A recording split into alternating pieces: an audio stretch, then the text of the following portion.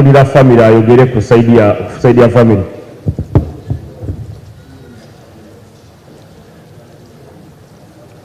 Osobola okuyita abaganda abaliwo mwogerera omubiri omu yeyanjula. Banaye sooka obeebaza mwenna abali wano.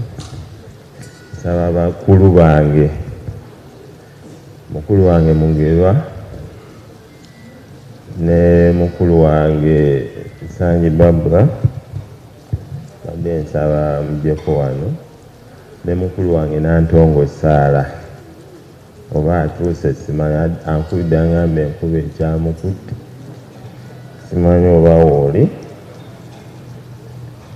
Bannange amannya agange nze Nende Vincent Abubakale, nze nasiramuka mu bukulu naye nga amannya gange amazaale nze Nende Vicencio.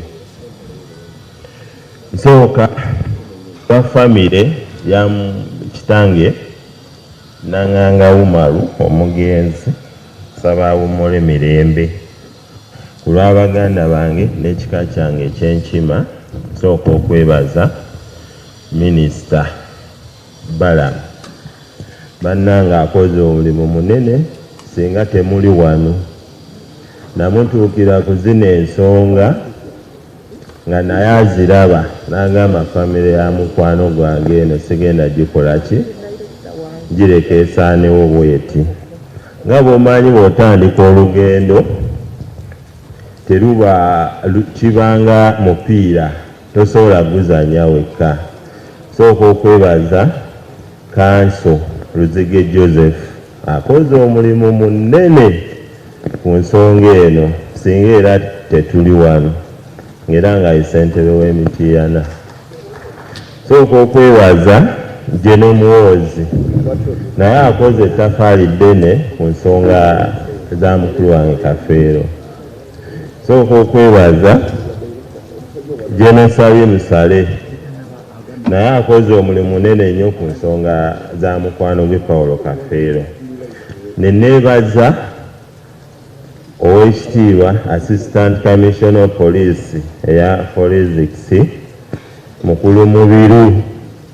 Taata naawe nkwebaza, waliwo ebyaliwo naye n'ogamba nedda, kankole omulimu ogwa professional ogwampeebwa. Ne neebaza n'omukulu Minsa Director wa Analytical Laboratory Wandegeya Mukulu Kateo.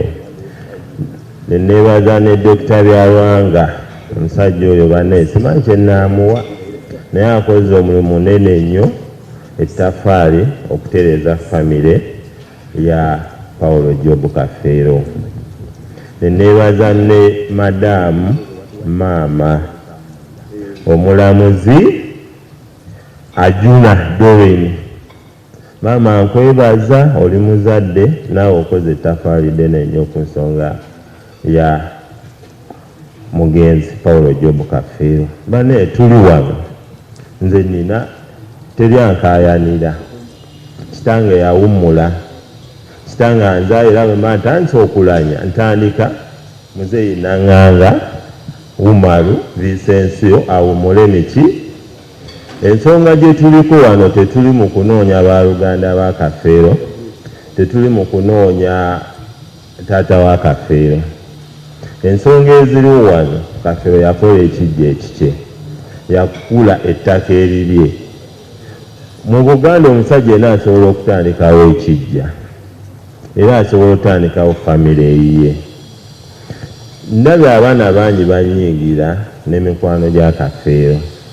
Ensonga zino muzibaddemu nammwe zabalemerera. Kafeero tasobola kubeera Magombe n'awummula mirembe nga famire ye teteredde. Abaana abo bakulu, abaana abawala bakuze, balina abasajja abamu bazadde. Baga tutandikirewa, tugende ewa mukulu Senkuge gye tuba twanjula, gye tuba tutwala omuko.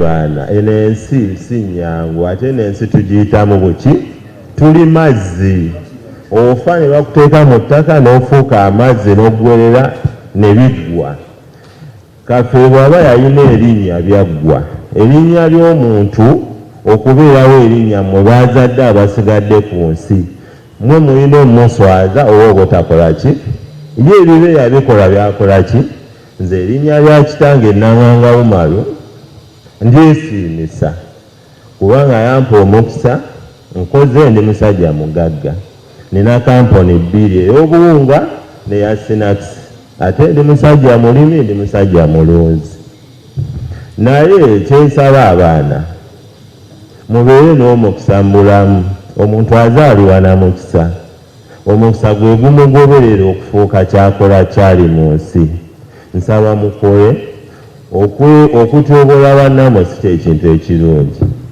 singa tuli wano singa mwewe ekitiibwa ne baganda bakazindaalo mwe musinze okuweweebula taata wammwe nsaba akazindaalo nkawe Babansanje male Babansanje akawe mukulu mugerwaye nga mwebale bannamawulire ababeeddewo ensonga zino zonna mbebaliza ddala